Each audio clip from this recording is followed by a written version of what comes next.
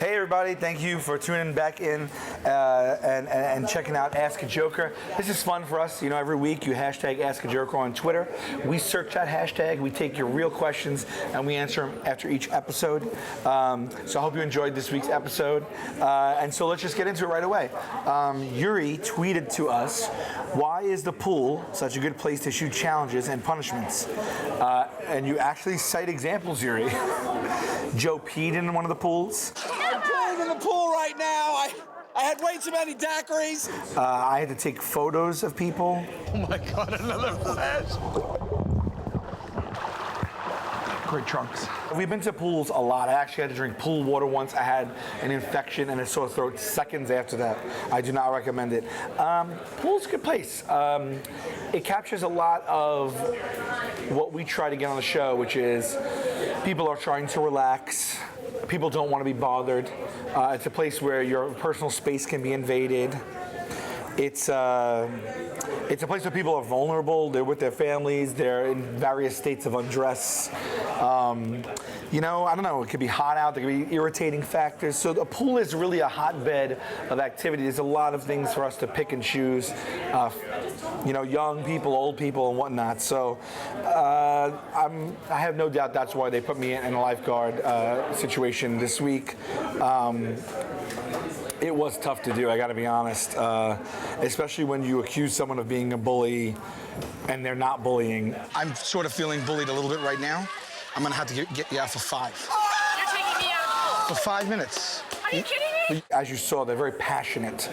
Like, what am I doing? I'm being accused of something I didn't even do here with the pool thing. And then at the end, to have to pull every last child out of that pool.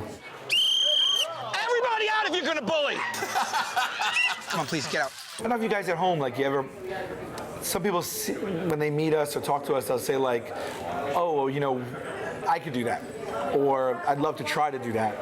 And I would love for people to try, because it is so much different when it's actually happening. It's so much different than watching it or thinking. There's been times I thought I could do something, and then you get in that moment and everything kind of shuts down and you don't have that confidence anymore. Shaman asks, were you ever a lifeguard? If not, what summer jobs did you have? I never was, but we had a pool area in the apartments I used to live in when I was a child, and that was the summer pool. We were off for the summer for school, so I used to go every day. I befriended the lifeguards. They were usually like older teenagers, and I used to get there, open up the pool with them, test the pH levels, skim it, just for fun, because I loved the pool and I thought it was cool to hang out with the lifeguard. So I used to do that all summer.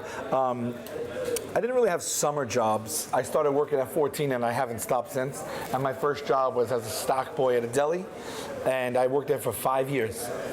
So, you know, I worked young. I started paying my own phone bill in the 7th or 8th grade, and no one ever paid it for me since then. Trey asks, I was at the opening of the Staten Island Museum and it was great. Was your family proud? Do they always think you'd be a success, or were they ever worried? Please go to, he's talking about, we have an exhibit called Homecoming at the Staten Island Museum at Snug Harbor. It's open through March 17th of 2019. And if you love the show, it's got our costumes, our props, it's got notes we passed to each other in high school. It's got all our old improv rehearsals and shows and stuff from like 20 years ago. Some of them are terrible, embarrassing, but that's the point. It was just a wonderfully moving experience to have something like that in our hometown. And they named the day after us, Impractical Jokers Day, which is crazy. And I think I might have cried a little bit. And my family was very proud. They were all there. And no, I don't know if they were ever worried if I'd be a failure or a success, but none of us could have imagined the good fortune that the guys and I have had with the show. I never thought I'd have my own exhibit at a museum. So I'm happy, they're happy, I guess. So I guess the bottom line is, you know, if you can get your own exhibit at a museum, you know, do so. And what else? Did I cover everything? I was worried. I wouldn't be a success. I didn't think I'd ever own a home. in my life. I still don't, but I don't think I ever would. And I think I'm within reach, so that's good. So that's everything. Thank you guys for tuning in. Join us. New episodes are on now every Thursday at 10 on truTV, and it's followed by our show After Party, which is a fun little hangout show afterward. It's hosted by Joey Fatone. Subscribe to the official Impractical Jokers podcast. If you didn't know, now you know. That's a lot of fun.